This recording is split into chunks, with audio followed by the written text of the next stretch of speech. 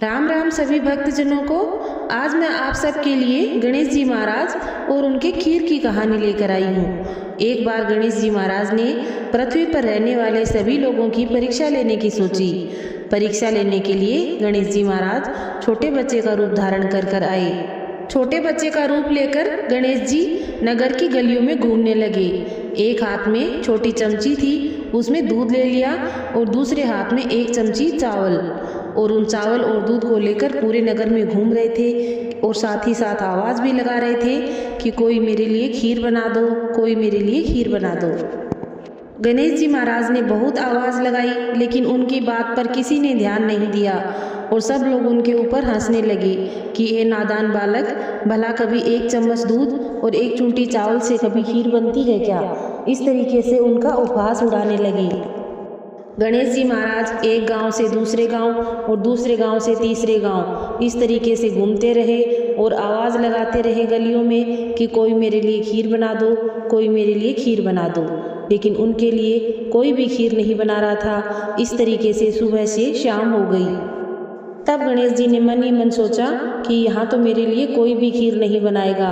वापस जाने ही वाले थे कि गणेश जी महाराज की दृष्टि एक बुढ़िया माई पर पड़ी, जो अपनी झोंपड़ी के बाहर बैठी हुई थी। बुढ़िया माई ने जैसे ही गणेश जी को देखा, आवाज़ लगा दी और कहा, बेटा इधर आ, तेरे लिए मैं खीर बना देती हूँ। तेरे खीर बनाने की ये जो सामग्री है ये मुझे दे दे, मैं इससे तेरे लिए खीर बना देती हूँ। तब गणेश जी महाराज ने कहा, हे माई, तुम्हारे घर में जो सबसे बड़ा बर्तन है वो ले आओ, मैं उसी में ये दूध डाल देता हूँ और उसी बड़े पतीले के अंदर ये चावल डाल देता हूँ, फिर तुम खीर बना लेना। तब बुढ़िया माई मन ही मन सोचने लगी और हंसने लगी कि बच्चे का मन रखने के लिए सबसे बड़ा पतीला ले आती हूँ, और वह अपना सबसे बड़ा पतीला लेकर बाहर गणेश जी के पास आई। और जब गणेश जी ने चम्मच से दूध डालना शुरू किया तो बुढ़िया माई की आंखें तो फटी की फटी रह गई और देखने लगी कि ये क्या चमत्कार हो रहा है। एक चम्मच दूध से बुढ़िया माई का पूरा पतीला भर गया। बुढ़िया माई ने उस पतीले को चूल्हे पर चढ़ाकर खीर बनाना शुरू कर दिया। तब गणेश जी बोले कि हे माई, तुम खीर बनाओ, तब तक मैं स्नान करके आता हूँ, मैं वापस आकर खीर खा लेता हूँ। तब बुढ़िया माई ने कहा, बेटा तुम कितनी खीर खा पाओगे, इतनी सारी खीर का मैं क्या करूँगी। तब गणेश जी महाराज बोले कि हे माई, तुम पूरे नगर में खीर खाने का न्योता भिजवा दो। बूढ़ी अम्मा ने कहा, ठीक है, ये मैं खीर का न्योता पूरे गांव में भिजवा देती हूँ। और बुढ़िया माई की खीर की खुशबू पूरे गांव में फैलने लगी। बुढ़िया माई ने घर घर जाकर सबको खीर खाने का न्योता दे दिया कि आज मेरे घर पे खीर का प्रसाद बना है, आप सब चखने ज़रूर आना। तभी पड़ोसने बोली कि हे बुढ़िया माई, इतने सारे लोगों को खीर कहाँ से खिलाओगी। तभी लोग उसके ऊपर हंसने लगे कि बुढ़िया के घर में खाने को तो एक दाना नहीं है और चली है पूरे नगर में खीर का न्योता देने। तभी सारे लोग एक साथ बोले, चलो चलकर देखते हैं कि बुढ़िया माई कौन सी खीर खिलाने वाली है। और सब लोग बुढ़िया माई के घर के आगे इकट्ठे हो गए। देखते ही देखते पूरा गांव बुढ़िया माई के घर के आगे इकट्ठा हो गया खीर खाने के लिए। जब बुढ़ी माई के बेटे की बहू को ये सारी बातें पता चली तो वह रसोई घर में गई। जाकर देखा तो खीर से पतीला है वो लबालब भरा हुआ है।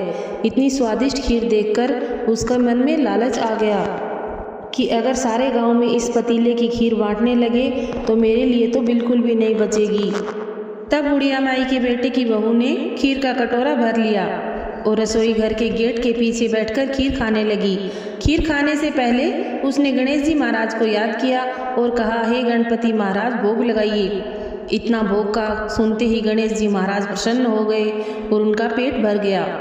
जब गणेश जी महाराज नहा धोकर घर आए तब बुढ़िया माई ने कहा कि आ जाओ बेटा, खीर खा लो। तब गणेश जी महाराज ने कहा कि नहीं बुढ़िया माई, मेरा तो पेट भरा हुआ है, मैंने तो खीर खा ली। फिर बुढ़िया माई पूछने लगी कि तुमने खीर कब खाई। तब कहा, जब तुम्हारी बहू ने गेट के पीछे बैठकर खीर खाई और मेरा नाम लिया, उसी समय मेरा पेट भर गया। तब बुढ़िया माई समझ गई कि ये कोई साधारण इंसान नहीं है, ये स्वयं गणेश जी महाराज हैं। और बुढ़िया माई ने गांव वालों को जिमाना प्रारंभ किया। सब गांव के लोग जिमते गए, जय गणेश जी की, जय गणेश जी की बोलते गए। तब भी खीर समाप्त नहीं हुई। गणेश जी महाराज ने कहा, बुढ़िया माई, इस खीर को 4 कटोरों में भरकर अपने घर के चारों कोनों में रख दो।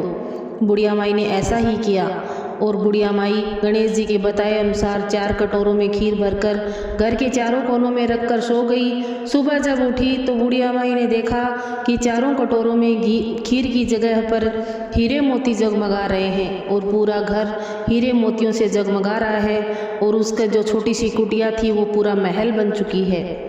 बुढ़िया माई को अपने त्याग और अपने अच्छे स्वभाव का फल मिला। गणेश जी महाराज ने बुढ़िया माई के ऊपर कृपा करी। हे गणेश जी महाराज, जैसे बुढ़िया माई के ऊपर कृपा करी वैसे सबके ऊपर करना। कहते सुनते हुकारा भरते अपने सारे परिवार के ऊपर करना। ऐसी ही और कहानियाँ जानने और हमारे राजस्थान के रीति रिवाजों के बारे में जानने के लिए इस चैनल को सब्सक्राइब कर लीजिए और बेल आइकन भी ज़रूर प्रेस कर लीजिए। सबको राम राम।